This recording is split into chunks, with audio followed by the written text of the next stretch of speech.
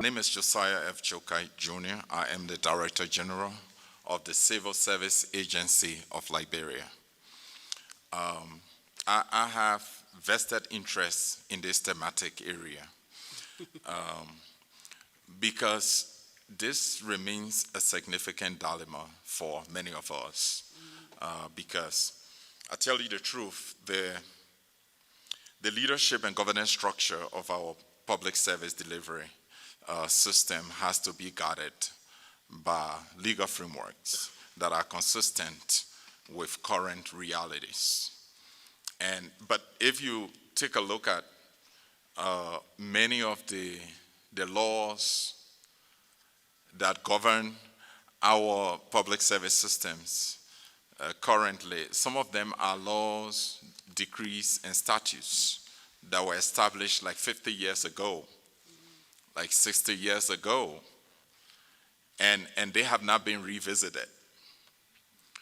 And many of the provisions in those laws, in those statutes or decrees are practically archaic and not relevant to our current realities, which culminates into zero tolerance, for example, for diversity, inclusion, and equity. So how do you provide services under such schemes, such mechanism, or guided by such frameworks? It's almost impossible. And that's why the situation significantly accounts for many of the challenges that some public service systems are faced with in their service delivery processes. At the same time, I would like to acknowledge the significant progress made by many of the countries in reforming their systems, in modernizing their systems. That is happening to a large extent. But I think some of those new laws, the implementation and enforcement is still stagnant or challenged by the lack of political will, the commitment to ensure that those laws are enacted, are implemented. So that is something for us to look at, because it is not just about making the laws that work for your system, but it's also about the political will from the government holistically to be able to support the enforcement, the scrupulous enforcement of those laws, those policies. Another thing is that those laws are made, but there are no regulations and guidelines to facilitate their implementation. They are on the shelf. And some of them have to be discretionarily implemented or enforced if that's not what, for example, the president of the country wants, if that's not what the cabinet wants. Those laws will just remain papers on shelf because people want to circumvent the system. They want relatives employed. They want relatives hired. They want friends, cronies hired. So if you enforce the law, that's not going to happen. So there is this political influence that changes the entire game and keep the system stagnant and not working for the betterment of the people. Like one of the panelists said, that what is good of a law when it doesn't impact the people? It has to impact the people. So I think that's a major challenge, and I think that should be an area of focus for all of us. There has to be ethical leadership, willing to ensure that there's modernization, there's reform of the law, the legal system, the legal framework, but equally so there have to be ethical leaders who are courageous and ready to enforce those laws. Thank you. And, thanks to the speaker and the panelists. I want to congratulate all of you for the presentation.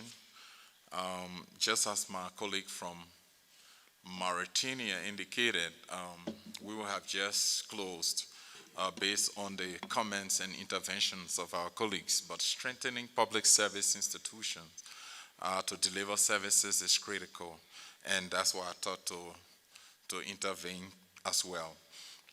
For us in Liberia, this is important, and I think that's the main reason why we're here, to share experiences so that we can learn and tap into the opportunities that our colleagues can provide. In Liberia, we've done resilient engagement in terms of reform.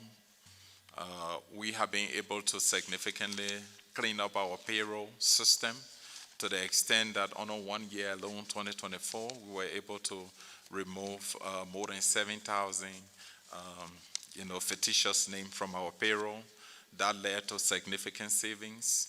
And it's not just a saving, more than 8.2 million United States dollars. Not just that, but it strengthened the system, and it sent a message that people who don't work for the government at the level of the public service, the civil service, will not be accommodated. That message is across. So people have learned from that.